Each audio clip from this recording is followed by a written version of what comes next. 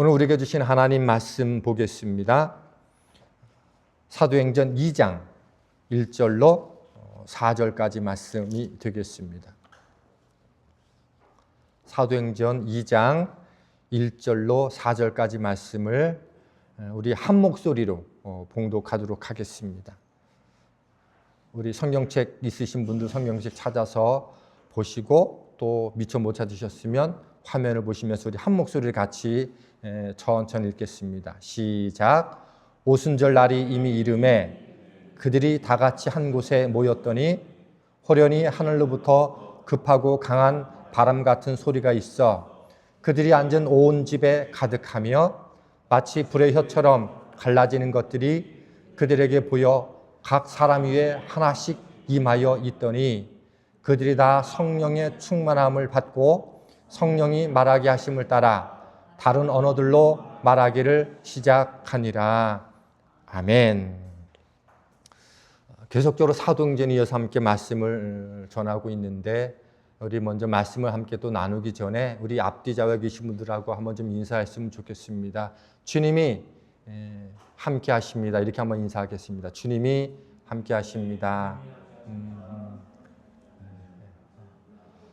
예배하시면서 여러분이 좀 기도해 주실 것은 우리 찬송이 찬양이가 이렇게 어린이이면서 함께 엄마 아빠랑 같이 예배를 드리는데 아무래도 또 언어적으로도 이렇게 다 어른들을 알아듣기 결코 쉽지는 않을 텐데 그래도 이렇게 잘 견디고 또 여러분들이 예배란 이런 거다라고 하는 것들을 좀 보여주셔서 우리 아이들이 이렇게 어른들 따라서 예배를 드려야 되겠다라고 하는 것들도 함께 나눌 수 있다면 그것도 하나님의 은혜라고 생각이 들고요. 또 우리 보혁이가 오래간만에 또 이렇게 또 이 교회를 또 기억하고 또 함께 예배하게 돼서 너무 감사합니다. 오늘 우리가 함께 읽은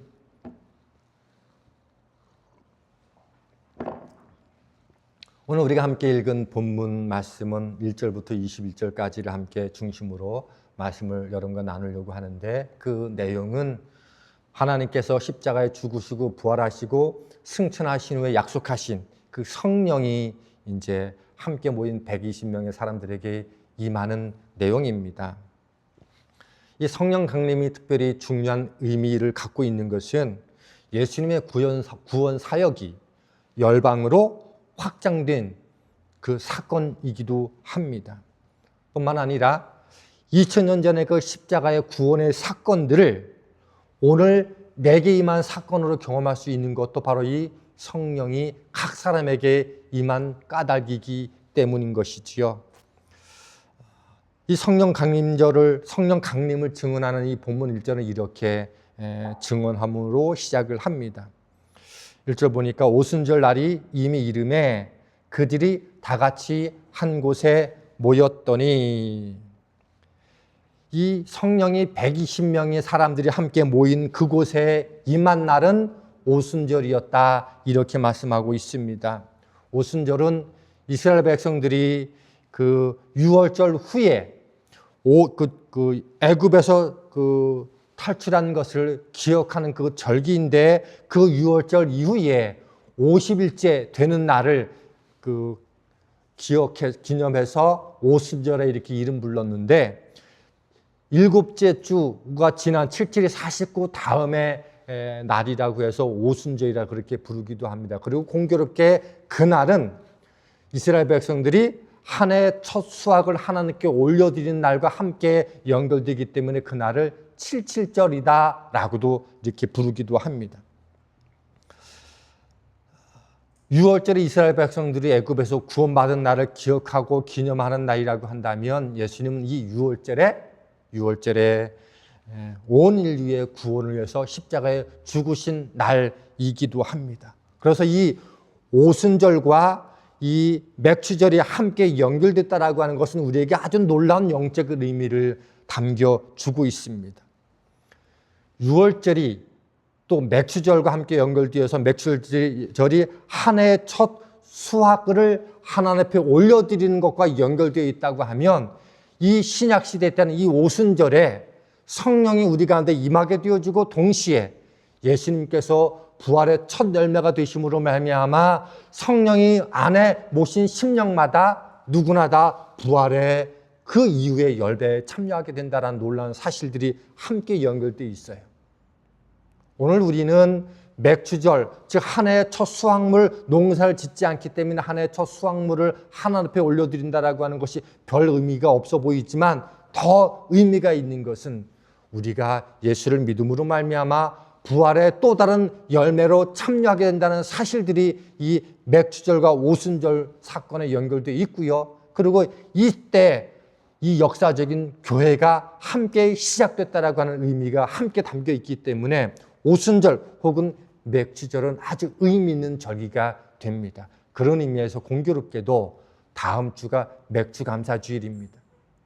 저는 이번 맥추감사주일에 여러분이 한 주간 동안 하나님이 내 안에 성령으로 함께 임재하신 그 은혜가 얼마나 큰 것인지, 그리고 나도 부활에 함께 참여하게 됐다는 사실들이 얼마나 감격인지, 그것들을 함께 생각하시면서 한 주간을 보내시면서 이 맥추감사주일을 준비할 수 있는 여러분 되시길 주님의 이름으로 축복합니다.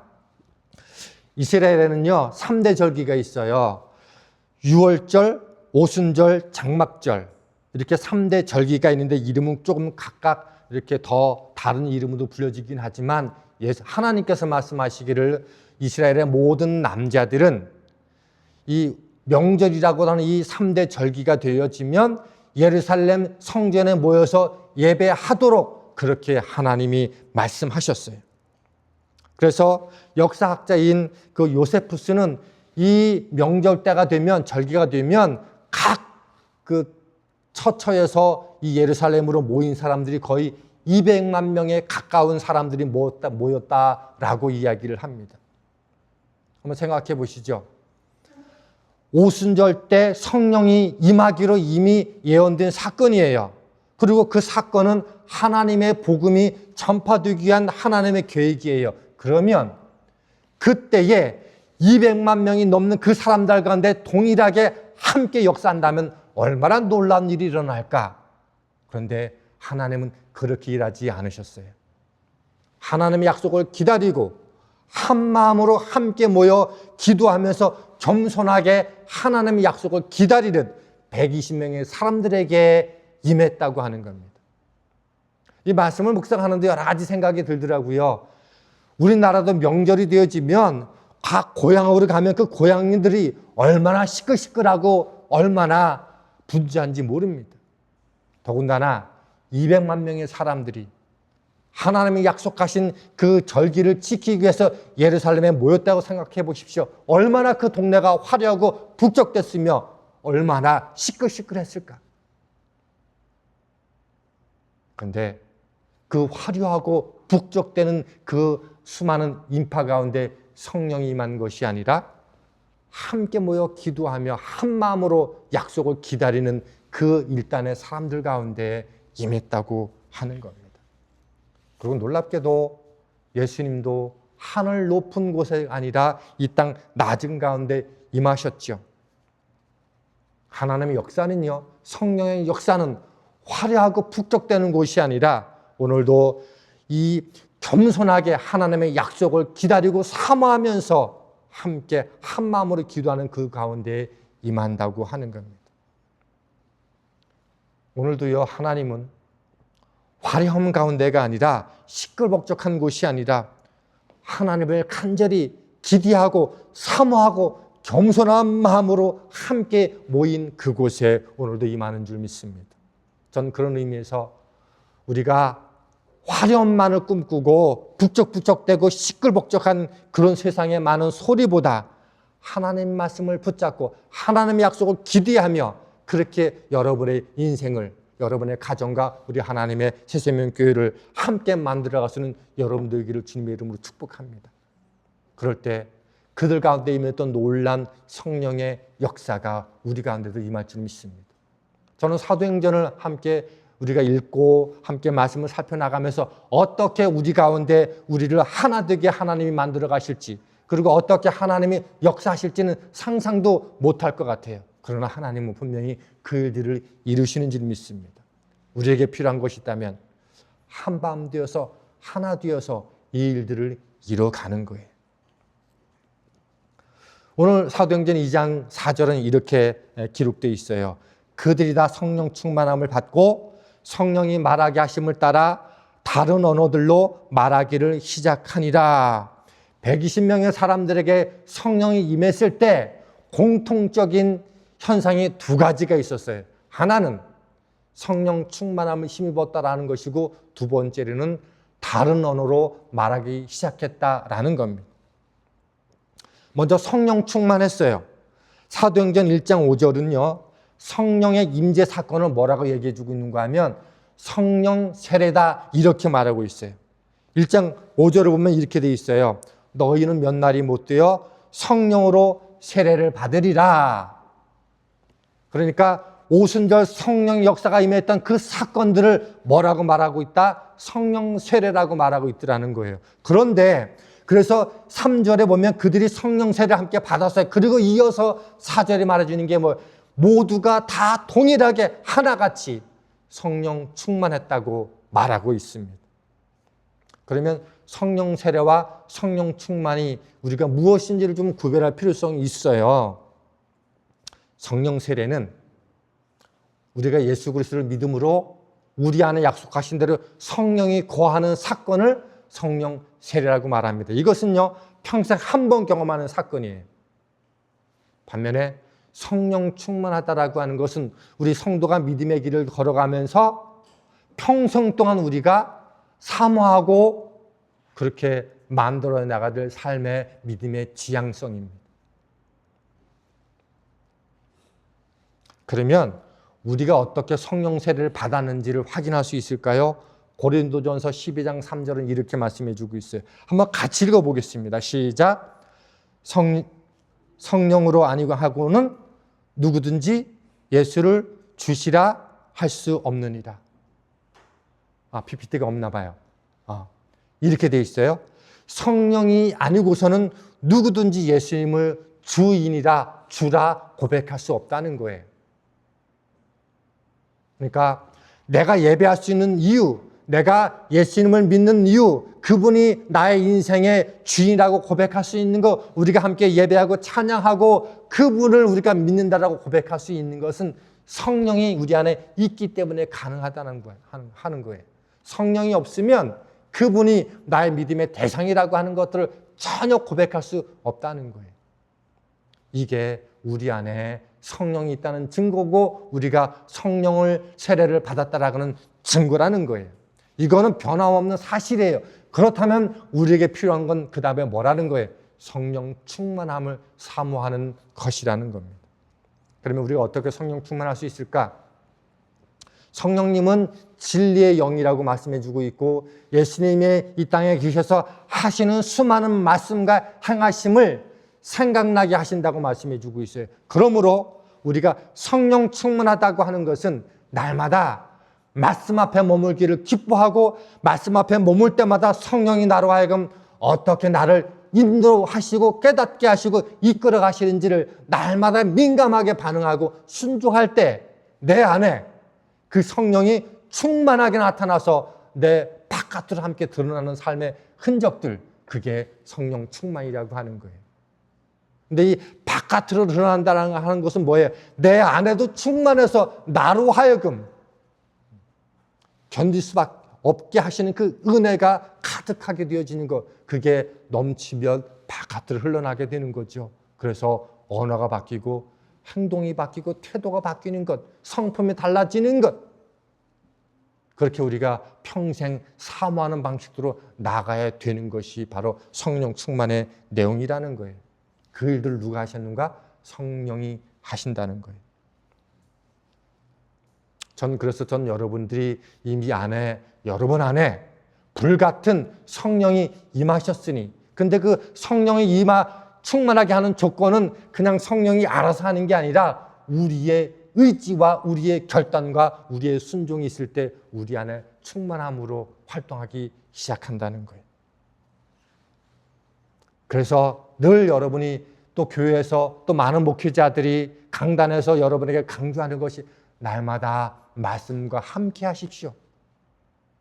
그때 성령이 우리로 하여금 깨닫게 하시고 이끌어 가시는 내면의 음성들이 있을 수도 있고 혹은 특별한 방식으로 하나님이 이끄시는 방식이 있다는 거예요.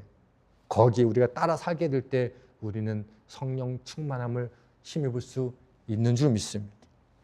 그리고 두 번째로 성령이 임하게 되자 성령 충만함이 함께 임했고 또 하나가 다른 언어로 말하기 시작했다고 성경은 증거하고 있어요. 이 다른 말의 실체가 무엇인지 우리가 좀 알아야 되는데 2장 5절로 7절이 이렇게 말하고 있어요.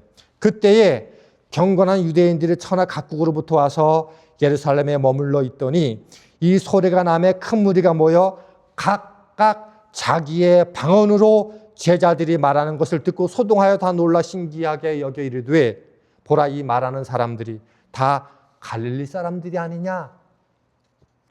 주전 586년에 남유다가 바벨론에게 그 1차, 2차, 3차 포로로 끌려가면서 완전히 망하게 됐을 때 바벨론으로도 많은 사람들이 끌려갔지만 각지로 많은 유대인들이 흩어져 살 수밖에 없게 됐어요. 그리고 그 흩어진 각 다른 나라에서 살면서 후손들이 나타나기 시작을 했고 그 자녀들은 현지 언어를 쓰는 그 나라의 언어를 쓰는 그 나라의 언어를 모국어로 살며 배우면서 살아가는 세대들도 있어요.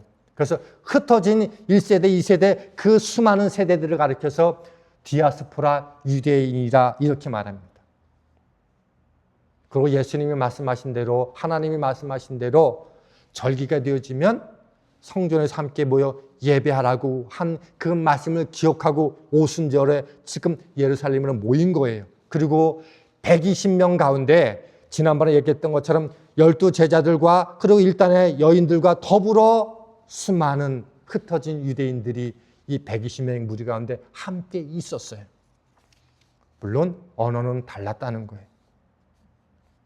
물론 유대인들이 역사적으로 고증해 보면 흩어진 곳에서도 히브리어를 잊지 않으려고 노력했으면 틀림없어요. 뿐만 아니라 그 나라의 언어들도 그들을 가지고 있었다는 거예요.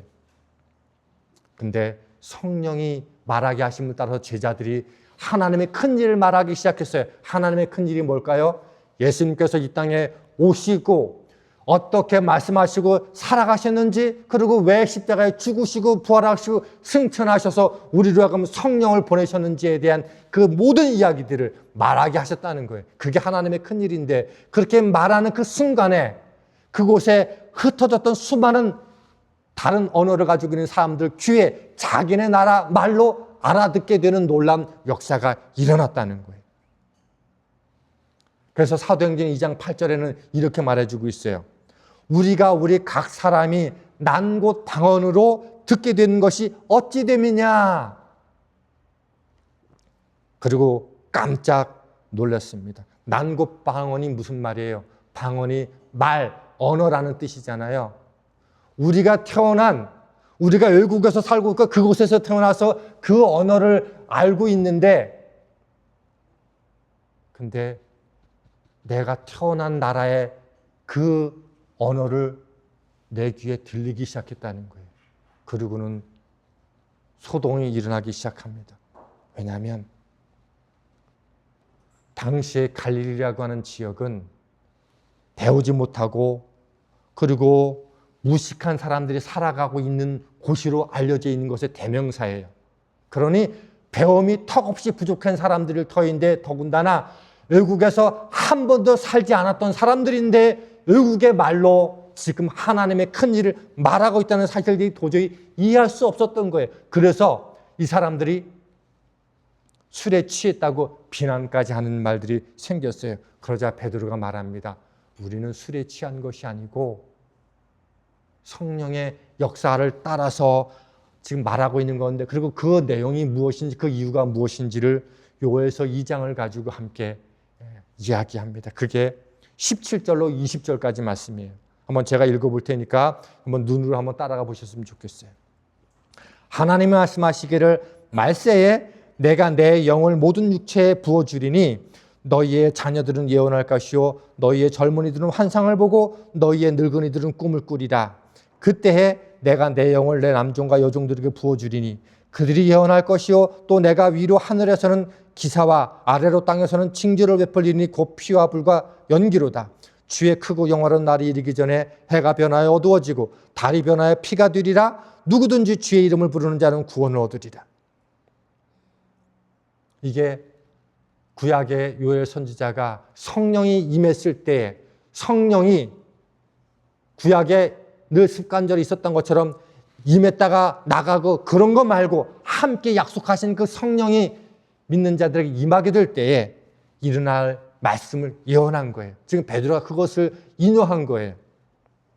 그런데 가만히 보면 오순절 이 120명의 사람들에게 성령이 임했을 때 요엘 선지자가 했던 그 말들이 그대로 일어난 것은 아니에요. 자녀들이 예언하고 청년들이 환상을 보고 늙은 나이 드신 분들이 꿈을 꾸는 그 일들이 그곳에 일어났던 것은 아니에요. 놀란 기사와 이적과 표적이 일어났던 것은 아니에요. 그럼에도 불구하고 베드로가 이 요엘서의 말씀을 인용하는 데는 놀라운 이유가 있어요. 성령의 역사심은 놀라운 기적과 예언하고 꿈을 보고 환상을 보는 그것만이 성령의 임재의 증거가 아니라 우리가 본래 무식하고 배움이 없었던 사람들인데 성령이 임하자 나로 하여금 다른 언어를 말하게 하신 이 놀라운 사건만큼 성령의 역사는 없다라고 하는 것들을 강조하기 위해서 이 요엘 선지자의 예언의 말씀을 인용한 것입니다.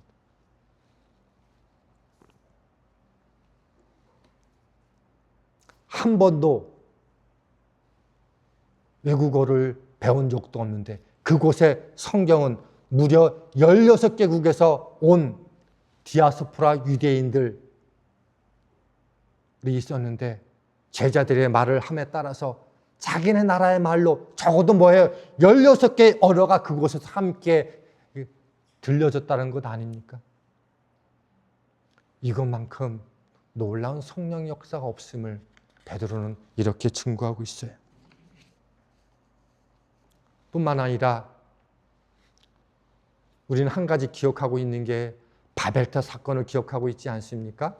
바벨탑 사건은 인간의 교만함으로 말미암아 하나님은 흩어져서 열방의 복음의 증인되기를 이미 창조 때부터 말씀하셨는데 우리는 노아의 홍수 있고 나자 흩어짐을 면하자 그리고 탑을 높게 쌓아서 홍수가 아무리 져도 우리는 멸망하지 않게 될 거야. 하늘까지 우리가 한번 가보자라고 하는 인간의 교만 때문에 하나님이 그 이유가 뭔 거예요? 모든 언어가 당시에는 다 하나로 통일됐기 때문에 그렇다 싶어서 하나님이 언어를 혼잡하게 하시고 그때 이후로 비로소 각 나라와 민족마다 언어가 달라지기 시작했습니다.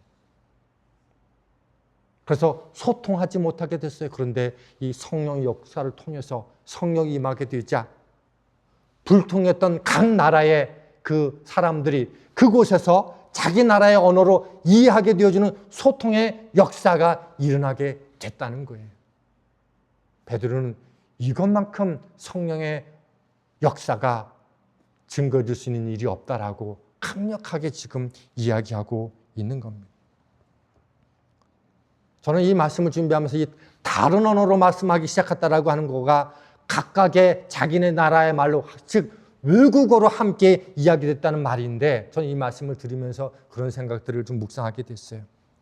이 다른 언어라고 하는 것이 복음을 증거하기 위해서 각 나라에 참석한 사람들의 그 나라의 언어로 하나님의 말씀을 전한 거잖아요. 오늘 우리에게 전하는 거 증거한다고 하면 오늘 우리는 외국에 나가서 다른 언어를 가지고 그런 외국의 언어를 가지고 말할 수 있는 은혜를 주시진 않지만 오늘 우리에게도 다른 언어는 있다. 어느 조직이든 어느 가정이든 어느 공동체이든 교만한 사람이 함께 임하게 되어지면 함께 모인 곳에서도 찢어지고 분열되고 흩어지기 쉬운데 그런 사람들이 있는 곳에서는요. 바른 관계와 소통이 어렵게 되어지는 그런 어려운 장애물들이 있어요. 그런데 말씀에 순종하기를 기뻐하고 겸손한 마음 가운데 성령이 임하게 되어지자 서로 소통하게 되어지는 역사가 일어났어요. 이것은요, 성령이 함께 임할 때만 가능한 일이라고 하는 거예요. 제가 주목했던 건 뭐인가 하면 4절 말씀이에요. 그들이 다 성령의 충만함을 받고 성령이 말하게 하심을 따라 다른 언어들로 말하기 시작하니라. 여기서 언어가 헬라어 원뜻은 그 혀라는 말이에요. 혀. 언어. 그래서 라틴어와 헬라어들은 다 언어와 혀를 같은 의미로 사용하고 있어요. 그러니까 다른 언어로 말하기 시작했다는 말은 또 다른 말로 말하면 다른 혀로 말하기 시작했다는 거예요. 그러면 이 제자들이, 이 120명의 사람들이 다른 언어로 말하기 시작했다, 다른 혀로 말하기 시작했다는 누구의 혀를 말하는 걸까요? 누구의 언어를 말하는 걸까요? 당연히 주님의 언어였을 겁니다.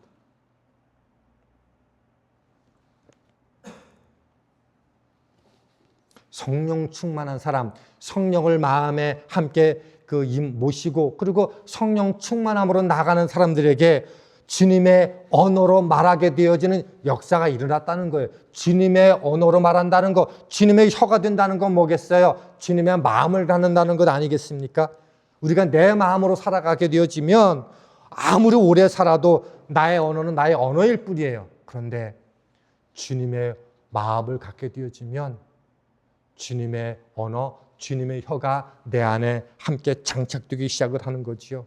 그렇게 되어지면 삶도 주님의 삶이 장착되게 되는 거예요.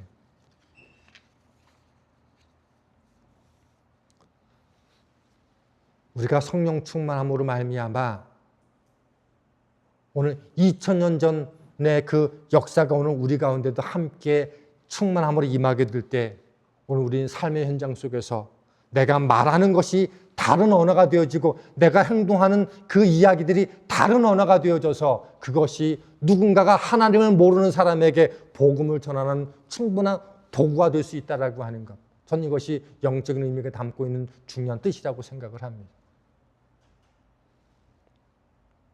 주님을 믿으면서 우리가 예언하지 못해도 괜찮아요. 환상을 보지 못해도 괜찮아요. 하늘의 징조와 땅의 기사를 본 적 없다 할지라도 문제가 되지 않을 것은 성령이 우리 안에 임해서 충만함으로 덧입혀져서 주님의 언어를 가지고 주님의 혀를 가지고 다른 언어로 말할 수 있다면 내 삶의 현장 속에서 내가 말하고 행동하고 내 삶의 양식이 주님 때문에 다른 언어로 표현할 수 있다면 그래서 그 다른 언어가 주님을 증거하는 하나님의 큰 일이 될 수 있다고 하면 그거야말로 제2의 제3의 성령의 강림의 역사가 되지 않을까요?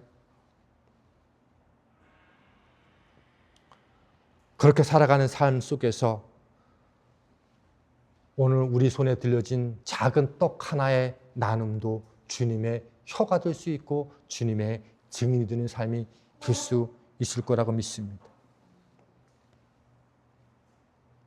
우리 자신들의 힘으로는 죽었다 깨어나도 이 일은 불가능하지만 우리 안에 성령이 임하고 날마다 말씀 앞에서 우리 자신을 세워놓고 그리고 그분의 인도하심을 따라 살려고 애를 쓰는 그 순간에 우리는 충만함으로 덧입혀지게 되어지고 그때 우리의 모든 내면과 외적인 것들은요 하나님의 증인되기에 부족함이 없게 만드십니다. 바벨탑에서 인간의 교만 때문에 언어가 흩어지고 소통이 끊어졌는데 오순절 성령의 역사함으로 말미암아 다시금 소통의 길을 열어주셨어요. 그리고 교회의 역사가 시작되게 해주셨고 그 사명을 위해서 성령이 우리 가운데 임한 이유입니다. 성령은요 때로 우리로 하여금 고린도전서 12장에 있는 것처럼 우리가 그렇게 소망하는 알 수 없는 언어인 방언도 주시고 수많은 은사도 주실 거예요. 근데 성령이 궁극적으로 우리에게 주신 까닭은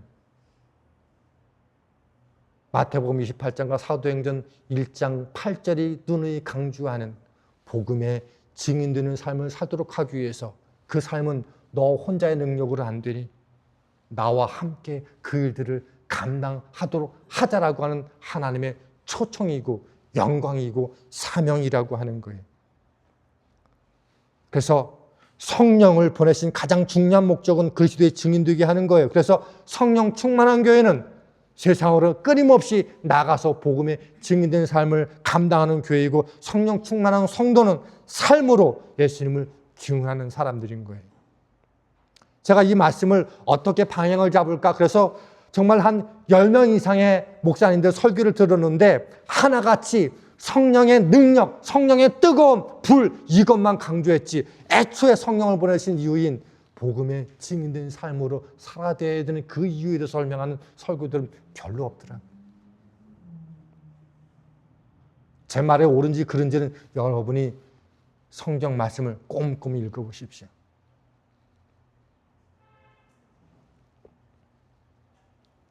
그러면서 한 가지 궁금증이 생겼어요. 하나님이 천사를 동원하시고 당신의 능력으로 직접 개입하셔서 사람들 심령을, 마음을 여시고 그 안에 강제적으로 들어가셔서 놀란 하나님의 부흥 역사를 이루셔도 될 터인데, 왜 우리 각 사람 가운데 성령을 임하게 하시고 그들로 하여금 보기를 증인되게 하셨을까? 이게 너무 궁금해졌어요. 우리 자녀들이 시험을 앞두게 되어지면 부모님들이 옆에서 시험 공부하게 하고 모르는 것 있으면 가르칠 수 있을 때는 많이 가르치려고 애를 써요. 그러다 보면 때때로 답답하고 어려운 부분이 있어요. 차라리 내가 시험 보면 더 잘 볼 텐데 라는 마음을 가질 때가 있지 않습니까? 그런데 그럴 수 없어요. 왜냐하면 우리 아이들이 스스로 터득해서 실력을 키워나가면서 영적으로, 내적으로, 외향적으로 성장하면서 실력을 키워야지만 세상에서 바르게 살아갈 수 있는 존재가 되기 때문에 그래요. 하나님도 똑같습니다. 하나님 우리를 복음의 증인되도록 하기 위해서 성령을 보내주신 까닭은, 그 하나님이 온 열방에 하나님의 복음이 증거되어서 그 일들을 위해서 우리를 부르셨고, 그 삶이 하나님을 영화롭게 하는 삶 가운데 하나인데, 그 하나님을 영화롭게 할 수 있는 삶 가운데 우리를 초대하셨다는 거예요. 그래서 복음의 증인된 삶은 성령이 우리 안에 함께 임하게 된 사건은 부담이 아니라 짐이 아니라 영광이고 축복이고 하나님을 영화롭게 하는 사건이라는 거예요. 그 일들을 위해서 우리에게 성령을 보내셨고 우리에게 사명을 맡기셨습니다. 에베소서 2장 20절로 24절은 이렇게 말하고 있어요. 그의 안에서 건물마다 서로 연결하여 주 안에서 성전이 되어가고 너희도 성령 안에서 하나님이 거하실 처소가 되기 위하여 함께 지어져 가니라. 물론 교회론에 대해서 하는 말씀이신데, 하나님은요, 눈에 보이는 교회조차도 완성된 건물을 하나님께서 내려놓은 게 아니고 우리 한 사람 한 사람이 성령이 임재하고 그리고 성령 충만한 삶을 살아가면서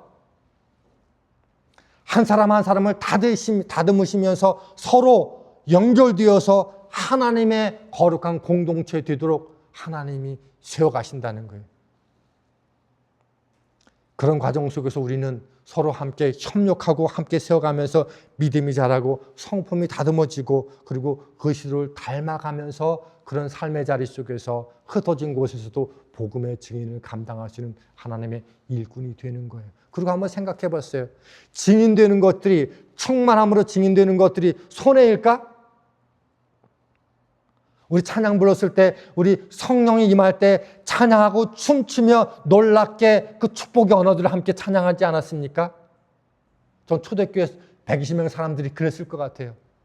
정말 약속한 대로 우리 안에 성령이 임했음을 그들은 알았을 거예요. 그리고는 설명할 수 없는 전율이 그들 가운데 임했고 그들은 춤추고 찬양하며 그들 입속에서 하나님의 큰 일을 말하면서 그들도 놀랐고 그리고 그 힘이 얼마나 거센지 흩어진 곳에서 복음을 전하면서 때때로 목숨이 위험해지는 그 삶의 현장 속에서도 넉넉히 그 일들을 감당했어요. 그 성령의 능력들은요, 상상할 수 없도록 그들을 만드셨을 거예요. 근데 우리도 그 성령이 우리 안에 임했어요. 그렇다면 우리가 그 삶을 살아갈 수 있는 한 가지 가능성은 우리가 날마다 성령 충만함을 더 입는 겁니다. 그럴 때 우리는 그들이 증인의 삶을 살았던 것처럼 우리도 함께 그렇게 증인에 참여하게 될 거라고 믿습니다. 우리 함께 이 찬양을 부르면서 우리 함께 기도할 수 있기를 원합니다. 하나님의 부르심. 하나님이 저와 여러분을 부르신 일에는요, 후회하심이 없다고 말씀해 주세요. 저와 여러분이 이 자리에 선 것도 하나님의 부르심이고, 그리고 하나님의 그 부르심은 결코 후회가 없다고 말씀해 주시면서 기억하면서, 하나님 오늘 나를 증인으로 삼으셨으니 내 안에 날마다 주님과 함께 충만한 삶을 이루도록 해서 내 안에서도 내 바깥에서도 주님의 혀가, 주님의 언어가 함께 드러날 수 있게 해달라고 함께 기도했으면 좋겠습니다. 우리 함께 찬양하도록 하겠습니다.